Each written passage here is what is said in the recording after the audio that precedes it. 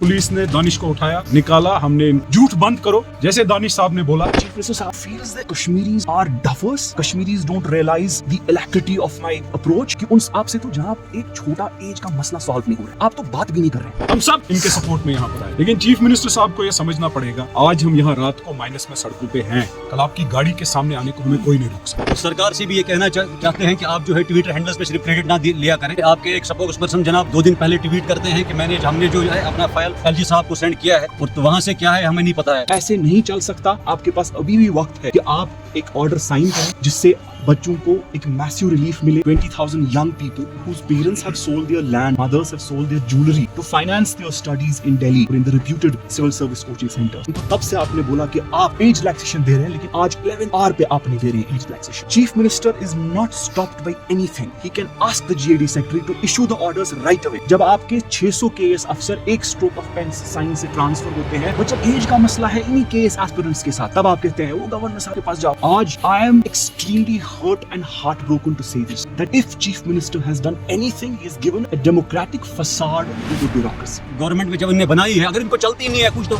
इस्तीफा दे दे। यहाँ अगर ऐसा भी लग रहा है इनको LG ऑफिस में हमारी सुनवाई नहीं हो रही, हम तक नहीं है, तो आइए हमारे साथ प्रोटेस्ट में शामिल क्यों नहीं हुए। जब हमारे अपने बच्चों के लिए आप भी आ जाए। जितने भी हमारे एस्पिरेंट्स इसमें हैं, हम शाना बशाना उनके साथ खड़े हैं। जो हमारे बच्चों की जवानियां लूट रहा है, वो लुटेरा नहीं बचेगा, उसका सियासी कैरियर नहीं, क्योंकि बहुत हो गया, हमारी नस्लें बर्बाद हो गई। हम इसको रोकेंगे और इंशाल्लाह हुक्म आया कायद का सजाद गनी लोन साहब का, उसके लिए हम रात हो, सुबह हो, प्लस हो, माइनस, हम खड़े रहो। क्या आप इस चीज का साथ देते हो? जरूर। आज हम एज रिलैक्सेशन जो उसके यहाँ पर दानिश इकबाल साहब आए थे टोकन प्रोटेस्ट करने, हमें हमारे कायद सजाद गनी लोन साहब का फोन आया, हम यहाँ आए, हमने यहाँ उनका टोकन सपोर्ट करना था, क्योंकि हमारे नौजवान जो कश्मीर श्रीनगर के हैं वो बर्बाद, नौकरियां कहीं नहीं है, 10-10 साल उनको इंतजार करना पड़ता है, और हमारी सुनवाई नहीं हो रही है। ये सरकार जो बनी है, ये सरकार झूठ, मैनिफेस्टो के संदूक इन्होंने खोले इलेक्शन से पहले और इलेक्शन के बाद, हम बर्बादी और बर्बादी देख। मैं एस्पिरेंट नहीं हूँ, लेकिन मेरा बच्चा हो सकता है, किसी का बच्चा है, हमारी कौम के बच्चे यहाँ हमारे साथ सब टोकन ऑफ प्रोटेस्ट है, कुछ एस्पिरेंट है, कुछ नौजवान है जो ये बोलना चाहते हैं कि हम जो दानिश इकबाल साहब ने यहाँ किया, थाने में लिया गया है, हम यहाँ बैठे हैं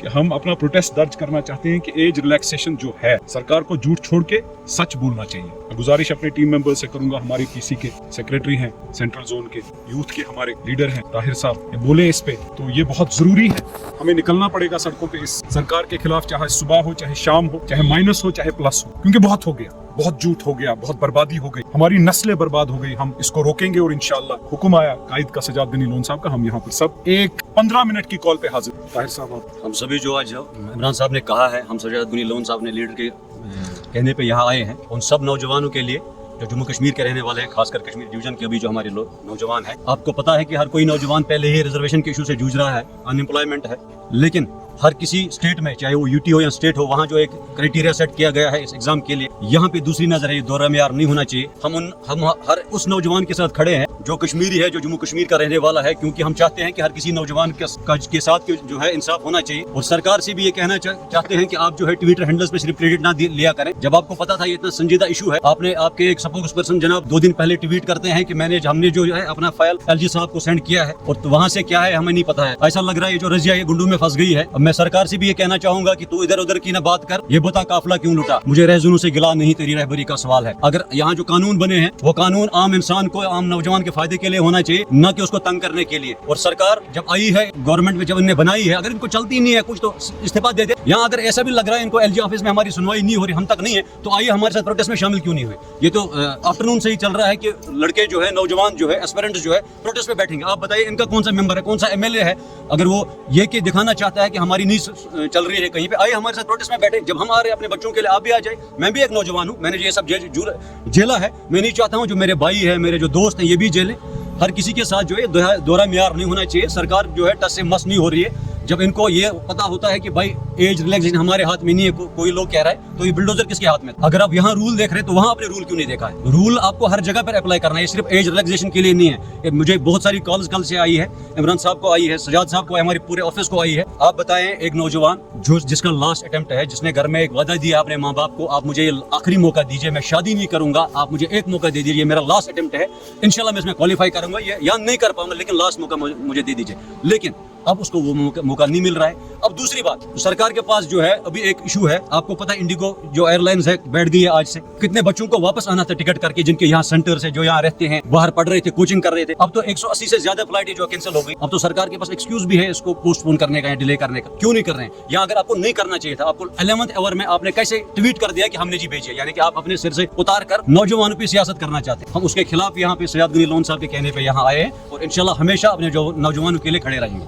आज इन लुटेरों के खिलाफ हमने यहाँ दानिश इकबाल साहब का साथ दिया। कल हम इन लुटेरों के खिलाफ जो जवानियां लूटने निकले हैं एमएलए और मंत्री, हम इनकी गाड़ियों के आगे आएंगे अगर ये यहाँ कोई बॉदर्ड नहीं है सरकार के। वो उन्होंने तो जवानियां लूटी हमारे बच्चों की, ये लुटेरे हैं, इन्होंने जवानियां लूटी। सो जो भी एज रिलैक्सेशन का मसला है, बोल क्या है, पूरे मुल्क में जो भी एडमिनिस्ट्रेटिव सर्विसेज के एग्जाम होते हैं जिसके थ्रू आप जूनियर लेवल ब्यूरोक्रेसी में रिक्रूट करते हैं, average age in the entire country is 38 is the average age. UP में 40 है, कहीं पे 42 भी है। यहाँ पे जम्मू कश्मीर में आपके ओपन मेरिट वालों को पहले ही आपकी किस मुसीबत का सामना करना पड़ता है on account of merciless reservation policy. उसके बाद 32 पे इन्हें कट ऑफ रखा। 32 is the cut off. I don't understand if they are saying that entire country is one.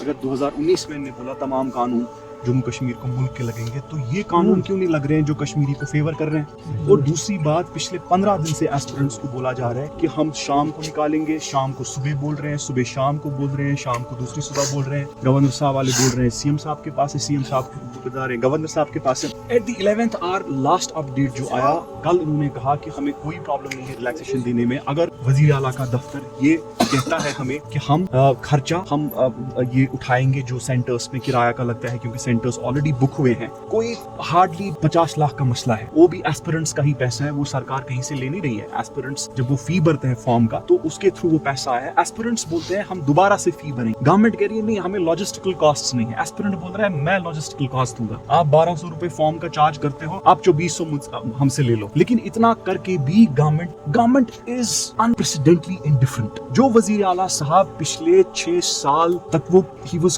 shouting through the roof that Kashmiri is in this state of unprecedented helplessness. Kashmiri is helpless. Kashmiri is helpless. हमें तशख्खुस की बात करनी है, हमें 370 की बात करनी है, रियासत की बात करनी है। आज हम कहना चाहते हैं आप सबसे कि आपसे तो जनाब एक छोटा एज का मसला सॉल्व नहीं हो रहा है, आप तो बात भी नहीं कर रहे। आपने तो इतनी वाइड रिजेंटमेंट है अभी एज आई स्पीक, आप तो एक बात भी नहीं कर रहे हैं। आप तो ये भी नहीं कह रहे हैं कि जनाब नहीं ऑर्डर निकलेगा, आप पढ़ाई पे फोकस करिए।